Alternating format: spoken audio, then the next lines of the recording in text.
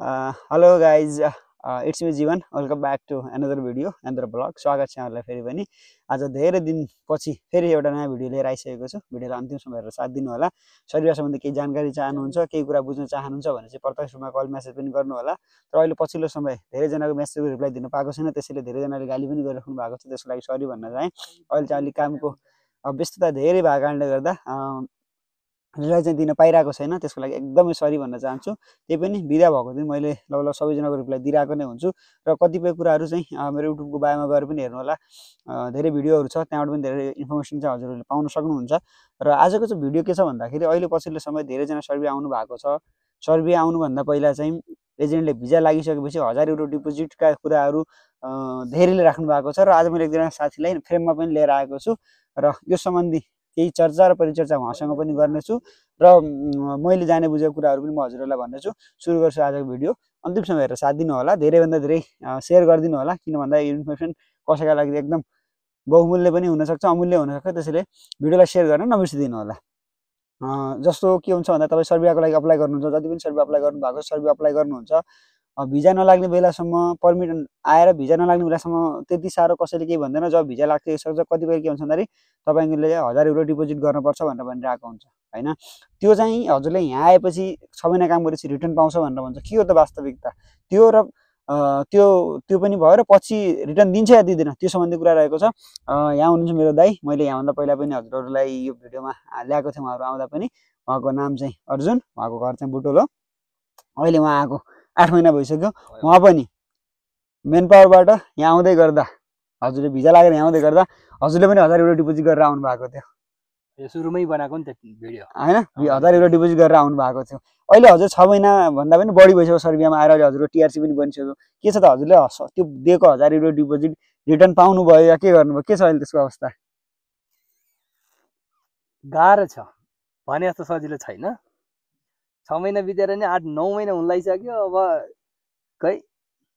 तर तपाईहरु आउनु भयो भने चाहिँ सकेसम्म डिपोजिट चाहिँ नगर्नु होला, किनकि भोलि गएर हामीले चाहिँ पछुताउनु पर्ला। 6 महिना भनेको 9 महिना हुन लागिसक्यो, तर फोन गरे कहिले फोन रिसिभ हुँदैन र कहिले अब त्यस्तै त हो नि हैन। एजेन्टको हातमा पैसा परेपछि सजिलोसँग निक्लिन साथीहरु। सुरुमा आउँदाखेरि जस्तो हजुरहरु आउँदै गर्दा 1000 युरो माग्यो, हजुरले दिनुभयो। दिँदै गर्दा केही लेखापढी केही गर्नु भएको छ या केही छैन? त्यसमा चाहिँ लेखापढी त केही पनि छैन। एउटा सानो डकुमेन्टमा चाहिँ साइन गराएको थियो, तपाईहरुको यो डिपोजिट चाहिँ हामीले राखेको भनेर चाहिँ। अब उनीहरुको साथमा छ, हामीसँग त त्यो केही पनि छैन। अब कम्पनीले डिपोजिट राखेको भन्ने कुरा गरेको थियो पहिला हामीसँग आउँदाखेरि। यहाँ आएर कम्पनीले बुझ्दाखेरि कम्पनीले हामीले डिपोजिट राखेको छैन, अब तिमीहरुको एजेन्टलाई थाहा छ भन्यो। एजेन्टलाई फोन गरेर सोध्दाखेरि एजेन्टले भन्यो क्लायन्टले राखेको छ भन्यो। क्लायन्टलाई बुझ्दाखेरि क्लायन्टले हामीले राखेको छैन, नेपालको एजेन्टलाई भन्यो।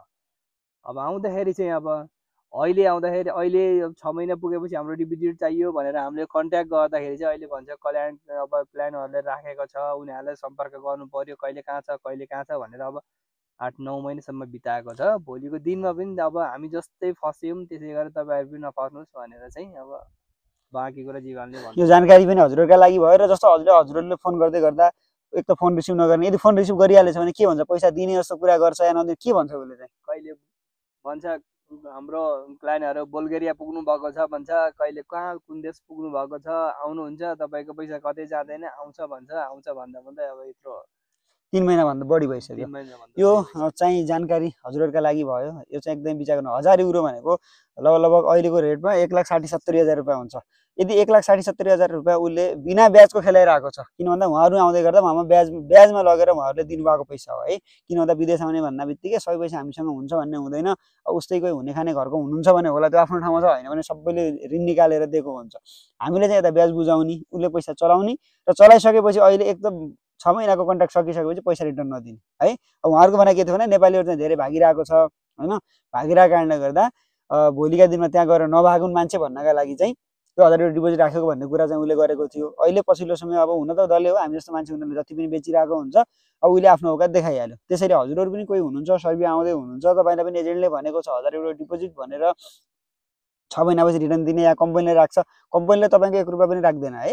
जब आउनुहुन्छ भने बरु ग्यारेन्टीका लागि चाहिँ के हो भनेर उसले प्रस्ताव राखेला, त्यो आफ्नो ठाउँमा छ। तर तपाईसँग आउने मान्छेसँग 1000 युरो डिपोजिट राख्छ कम्पनीले, त्यो माग्दैन है। किन भन्दा उनीहरुसँग त्यो कुनै पनि मतलब हुँदैन, त्यो यहाँको एजेन्ट र त्यहाँको एजेन्टले लगाएको चलाखी हो।